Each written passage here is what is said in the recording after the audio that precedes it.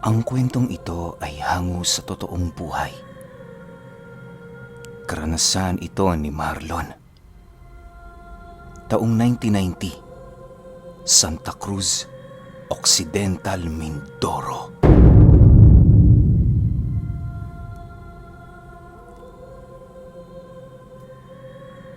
Itong mga panahong ito, kasalukuyang nasa edad 21 taong gulang si Marlon. Nasa ganoong edad na siya pero ni minsan hindi siya nakatungtong sa paaralan. Mas inuuna niya kasi noong kumuha ng mga palaka at daga tuwing gabi upang ibenta sa saudan. Hindi naman siya gaanong nababahala gawa ng palagi niya noong kasama ang kanyang nakababatang kapatid.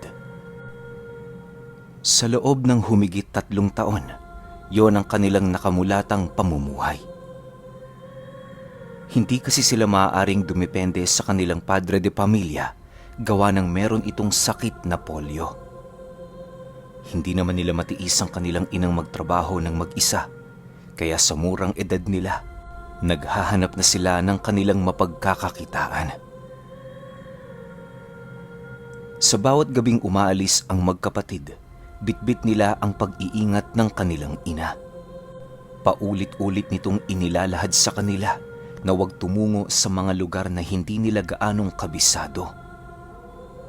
Sa gilid ng palayan lang naman makikita ang mga daga, kung kaya't wala silang rason para tumungo sa loob ng gubat. Bagaman gabi ang lakad nilang magkapatid, hindi naman sila kinakabahan dahil marami din silang nanghuhuli ng mga ganoong hayop. Halos pinag-aagawan kasi ang mga ito sa merkado dahil sa kakaibang lasa ng karne na halos maihahalin tulad mo sa manok. Isang hapon, habang naghahanda si Marlon, biglang lumapit ang kanyang kapatid sa kanya. Hawak-hawak nito ang kanyang sintido na para bang meron itong nararamdamang kakaiba. Kuya, pwede ba tayong hindi manghuli ngayon? Hindi ko kasi alam eh. Pakiramdam ko napakabigat ng katawan ko.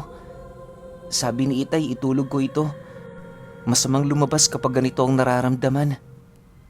Wika ng kanyang kapatid. Nang marinig ito ni Marlon, minabuti niyang ipagpatuloy ang kanyang ginagawa.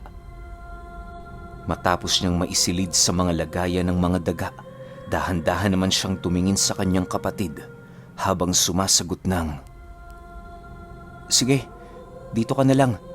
Sasama na lang ako sa mga barkada ko.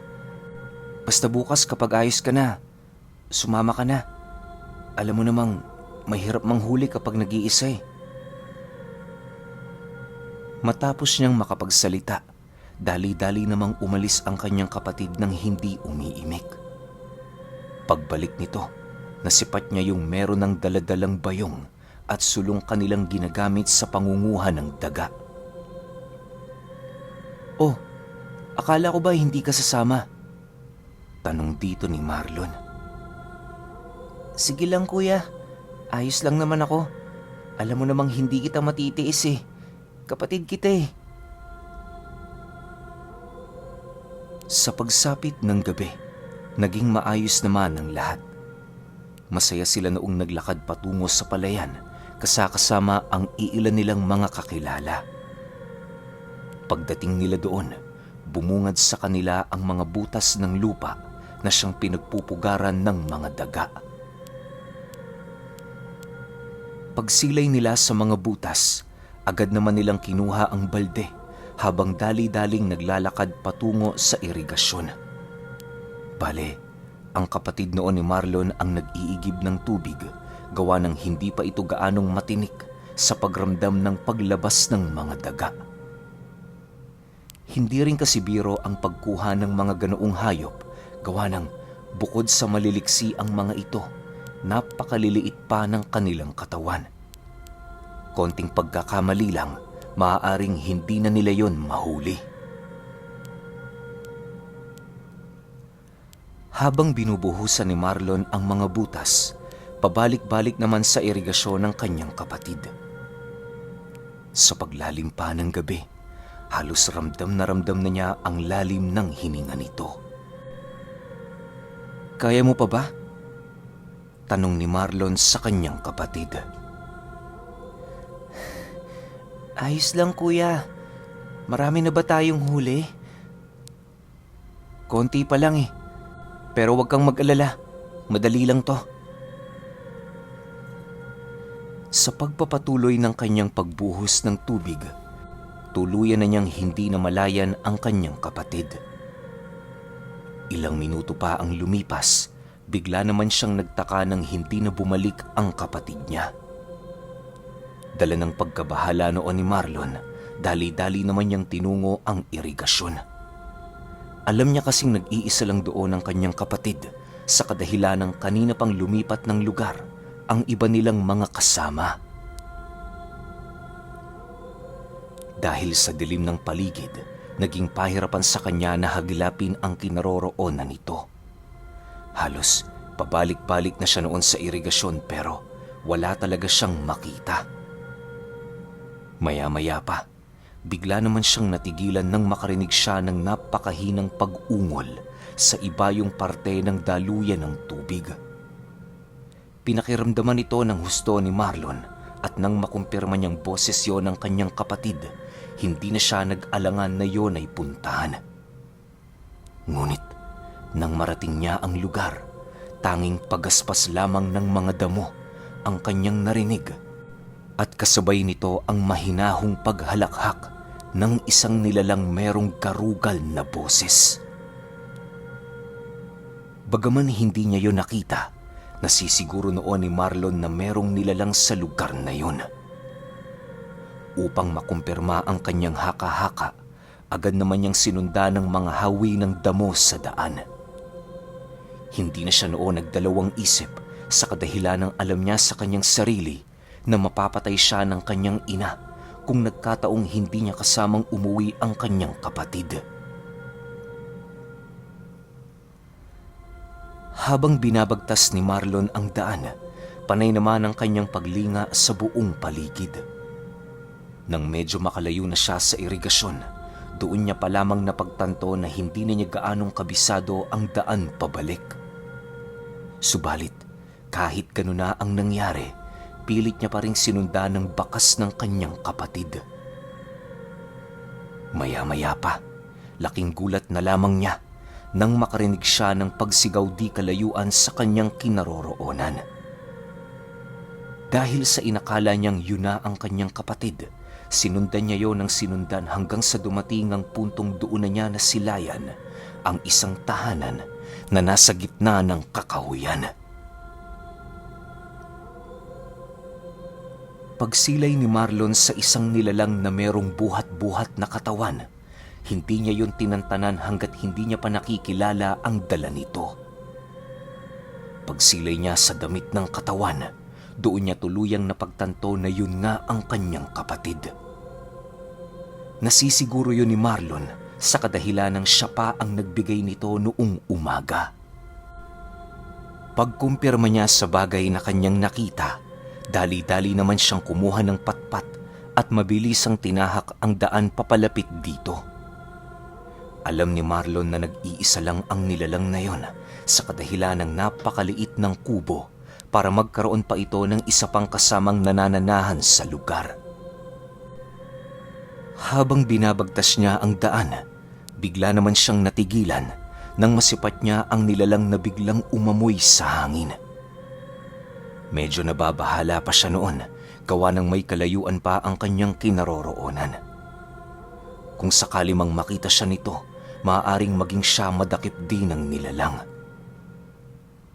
Sa pagtungtong ni Marlon sa bakuran nito, doon bumungad sa kanya ang totoong kasarian ng nilalang na nakahawak sa katawan ng kanyang kapatid. Paglalarawan ni Marlon sa nilalang na yon, meron itong mahabang buhok na halos sumayad na sa lupa. Kayumanggi ang balat nito at halos hindi na yon nakakatayo ng tuwid. Ang labis lang noong ipinagtaka ni Marlon ay kung bakit nagagawa nitong makatayo sa kabila ng edad nito. Kung tutuusin kasi, Hindi na makakatayo ang ganoong katanda, gawa ng masyado nang marurupok ang buto nito. Yung kapatid niya, halos 50 kilo ang bigat nito, gawa ng meron itong katabaan. Sa paglapit ng nilalang sa harapan ng kawa, dahan-dahan itong ibinaba sa lupa ang katawan ng kanyang kapatid.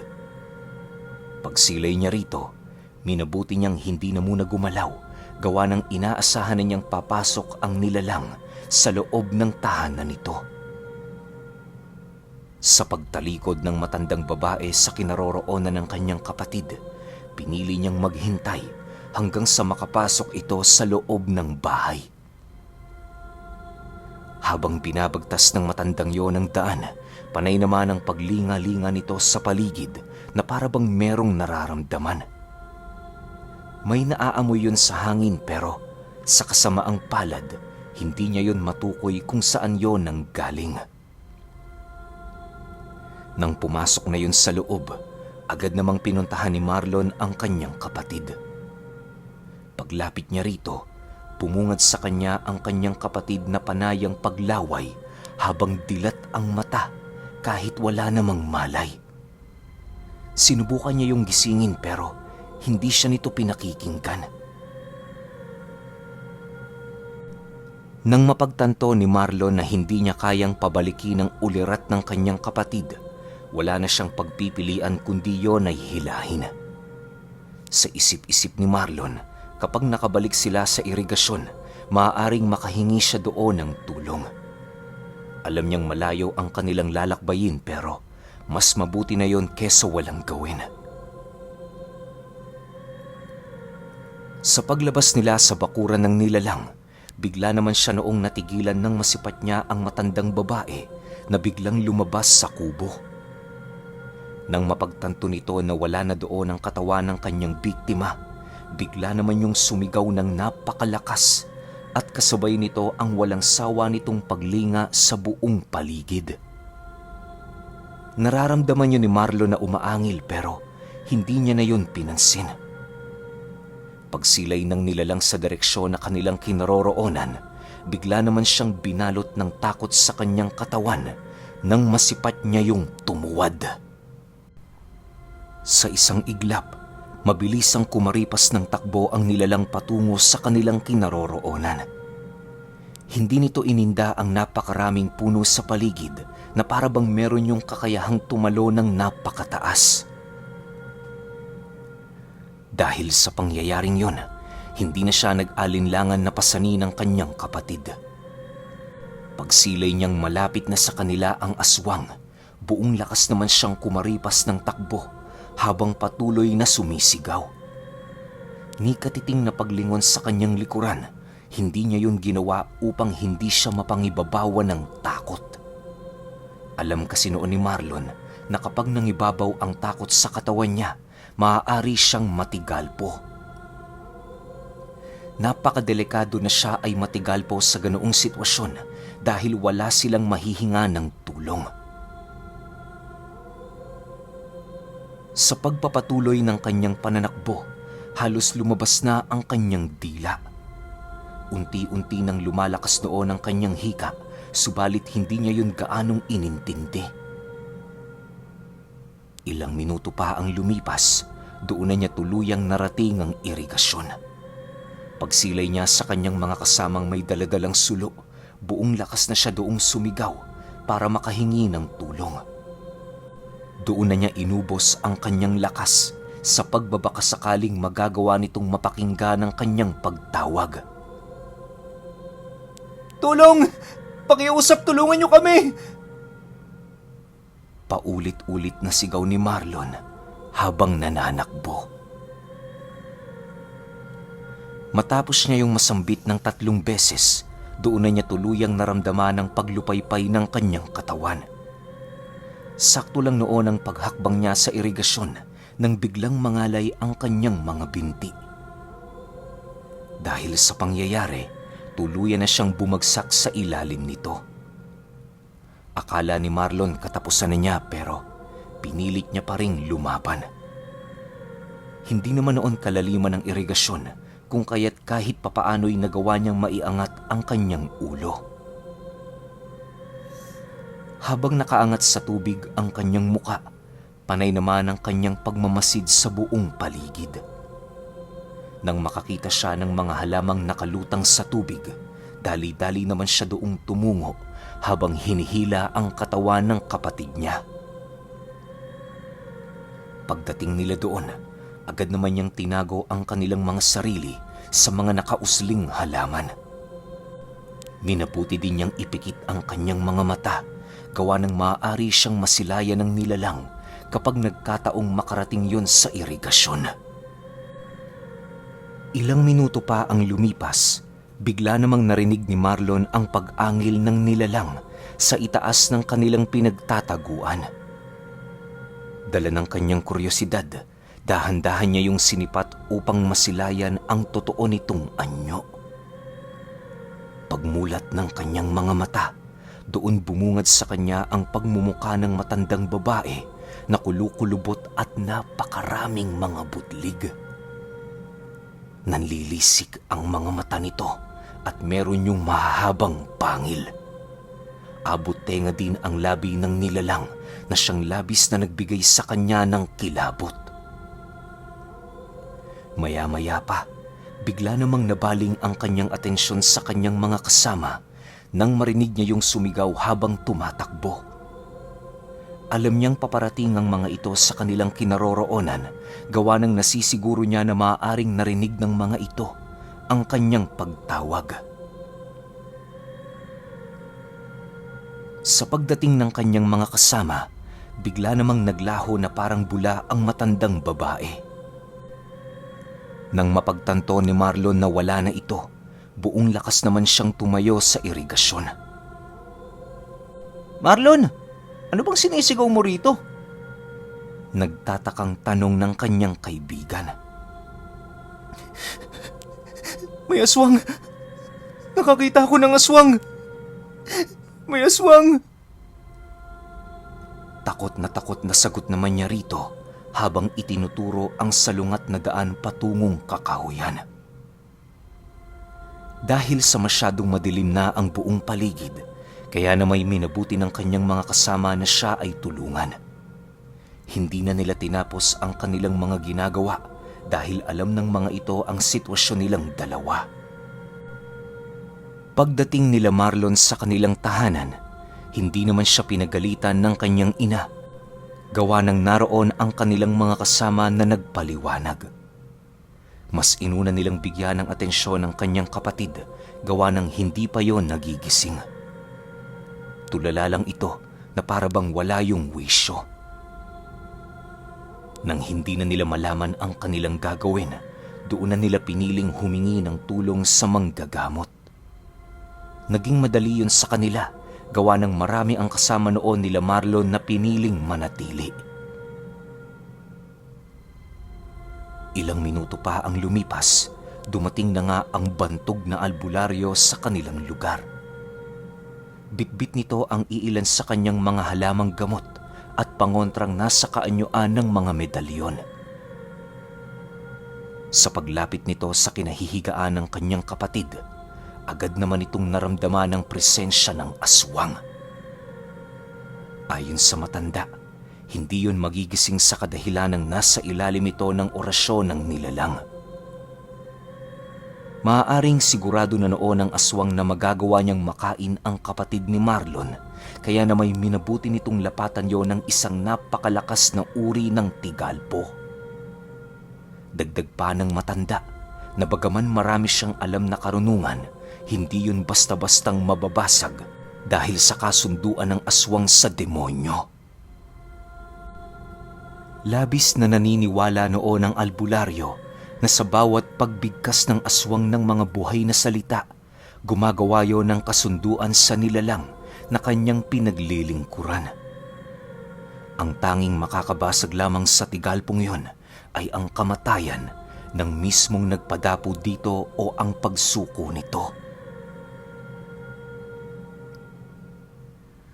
Matapos siyang mailahad ng albularyo, agad naman itong kumuha ng kanilang kasama patungo sa dulong parte ng irigasyon. Pinasama din nila si Marlon upang madali nilang matunto ng pinagpupugaran ng aswang. Dahil sa wala naman siya noong pagpipilian kung kaya't taus-puso siyang sumama sa matanda. Nakiisa na din noon ang iilan nilang kababaryo upang masiguro ang kanilang kaligtasan. Bago nila nilisan ng baryo, kumuha sila ng kanilang mga tabak sa kani-kanilang mga tahanan. Minabuti nilang wag ilahad sa kanilang pamilya ang mga nangyari nang sa gayoy hindi lumaganap ang nasabing balita.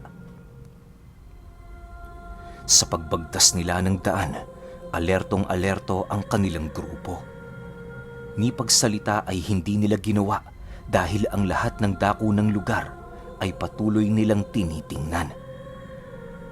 Alam nilang tuso ang mga aswang kung kaya't isang mali lang maaaring maging kabayaran nito ang kanilang buhay. Nang marating nila ang kakahuyan, doon na dahan-dahang nagbago ang buong paligid. Bagaman hindi pa nila nakikita ang bahay ng aswang, amoy na nila ang baho ng hangin. Nang maamoy niya ang nangangalingasaw na amoy, bigla naman siyang nagtaka, gawa ng hindi niya yun nalanghap kanina. Dala ng kanyang kuryosidad, ipinagbigay alam niya yon sa albularyo nilang kasama. Bakit ho hindi ko to naamoy kanina? Nagtatakang tanong ni Marlon. Abay, hindi ko alam, iho. Baka dala lang ng takot mo kaya hindi na sumagi sa'yo ang amoy sa paligid. Sinasabi ko sa'yo, saan mang tumungo ang mga aswang, susundan sila ng ganitong amoy. Isang sumpa na kailan may nakabuntot na sa kanila hanggang kamatayan. Paliwanag naman ng albularyo. Nang akmang magtatanong pa noon si Marlon, bigla naman siyang natigilan ng masipat nila, ang bahay ng nilalang di kalayuan sa kanilang kinaroroonan. Pagsilay nila sa lugar, tumambad sa kanila ang matandang babae na umiiyak sa gilid ng kawa. Nakayuko ito habang merong iginuguhit sa lupa.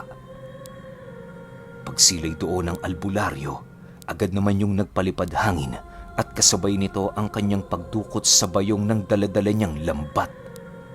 Pag-ihip niya doon ng buhay na salita, buong puwersa niya yung itinapon sa kinaroroonan ng nilalang. Pagbagsak ng lambat sa harapan nito, agad namang lumapit doon ang matanda habang nagwiwika ng, Mamili ka. Tatakas ka ng may sumpa o haharapin mo ko. Kapag natalo mo ko, malaya ka sa sumpang ikinalat ko. Pero kapag natalo kita, palalayain mo ang batang inusalan mo ng tigalpo. Matapos nitong makapagsalita, agad naman nitong kinuha ang kanyang maliit na punyal habang patuloy na nakatitig sa aswang.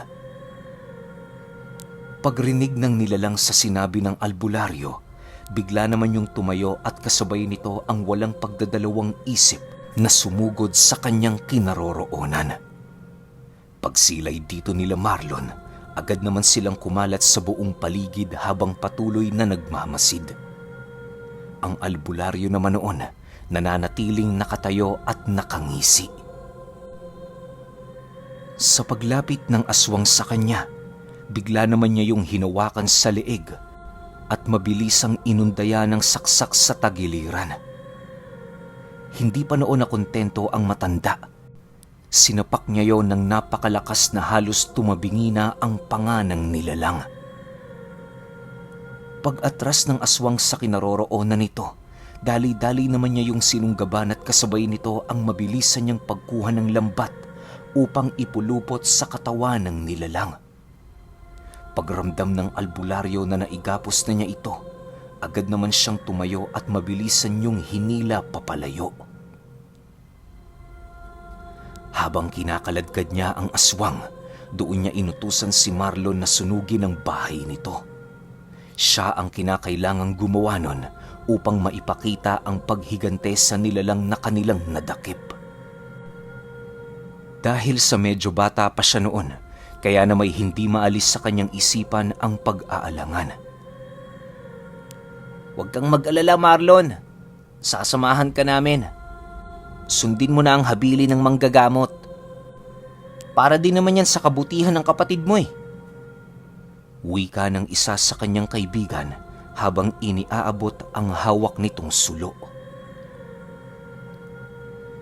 Pagkarinig niya sa sinabi nito, agad naman niyang hinawakan ng sulo habang dahan-dahang naglalakad patungo sa harapan ng kubo. Nang masipat niyang bukas ang pinto, agad naman niyang hinagis ang sulo na siyang naging sanhi upang tuluyang lamunin ng nagniningas na apoy ang paligid. Sa isang iglap, lumiwanag ang buong paligid dahil sa pagniningas ng apoy sa loob ng bahay. Maniwala kayo o hindi, napakadaling nasunog ng kubong yon kahit medyo may kalayuan ang pagkakatapon ng sulo ni Marlon. Ayon sa albularyo, normal lang ang ganoon lalo pat natalo na nila ang aswang na naninirahan sa bahay na yon. Kapag wala na ang nilalang na nangangalaga dito, lahat ng itim na engkantong kasama nito ay tatalikod na sa kanya. At kapag nangyari ang ganoong bagay, magiging marupok ang pundasyon ng usal ng bahay. Kahit anong itapon mo doon, maaaring makasira yon sa tahanan. Dagdag pa ng albularyo na kahit isang anay lamang ang iwan mo sa kubo, lalamunin lamang ito ng insekto ng napakabilis. Nang makatungtong na sila sa ligtas na lugar, inihabilin sa kanya ng matanda na nasa maayos ng kalagayan ang kanyang kapatid. Ang tanging kinakailangan niyang gawin, pagpahingahin niya yon ng halos isang buong linggo. O sige na, iho. Mauna na ako sa inyo. Ako na ang bahala sa demonyong ito. Bibigyan ko siya ng leksyon. Matapos makapagsalita ng albularyo, agad naman itong tinahak ang ibang daan. Sila naman minabuting tumungo sa bahay ni Marlon upang masilayan ang kalagayan ng kanyang kapatid. Pagkasilay ng mga ito na maayos na ang tulog ng kanilang bunso, agad din naman yung nagpaalam sa kanyang ina. Makalipas ang 3 araw magmula nang naganap ang pangyayari, hindi na muna pinayagan si Marlon ng kanyang ina na kumuha ng mga daga. Bagaman hindi siya sanay na matulog ng maaga, wala siyang magagawa dahil yon ang utos sa kanya ng ina niya. Sa paglipas pa ng mahabang taon, nagkaroon na ng sariling pamilya si Marlon. Bumukod na din siya sa mga magulang niya dahil nakapagpundar na sila ng barong-barong. Ang kanyang kapatid naman namuhay na sa malayong lugar kasama ang pamilya nito. Pero alam niyo ba na sa paglaki ng mga anak ni Marlon, ni minsan sa buong buhay ng mga ito, hindi niya yon pinayagang manguha sa irigasyon ng mga dagang bukid.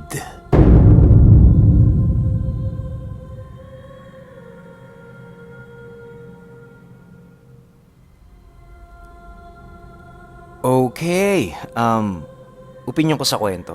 Ewan ko lang kung karamihan sa inyo o meron sa inyo na hindi na gets yung pinakaunang part ng kwento. Yung medyo earlier pa na kwento sa bandang siguro mga mark natin mga 8-10 minutes, mga ganun, or mas maaga pa, na nagkaroon ng sakit yung kapatid niya. So yung araw na yun, di ba parang ayaw nang sumama ng kapatid niya na parang gusto ng kapatid niya na wag na silang pumunta ng bukid, wag na ipagpatuloy yung pangunguha ng dagang bukid. Alam nyo ba na parang isa na yun sa mga sign na dapat na hindi sila tumuloy? Kumbaga babala na yun na may sakit yung kapatid mo na dapat intindihin mo. Kaso nga lang itong si Marlon, medyo aggressive sa pagkukuha siguro ng, gusto niya magkaroon ng pera di ba? Gusto niya makatulong sa pamilya niya. Kaya hindi niya pinansin yun. Kasi parang ang lumalabas, wala silang pahinga sa loob ng 1 linggo. Siguro hindi na nakayanan ng kapatid niya o binigay yun ng gabay ng kapatid niya sa kanya na magkaroon talaga siya ng sakit para hindi sila tumuloy. Kasi yung mga gabay natin, ahead yan, na nakikita niya na yung future eh.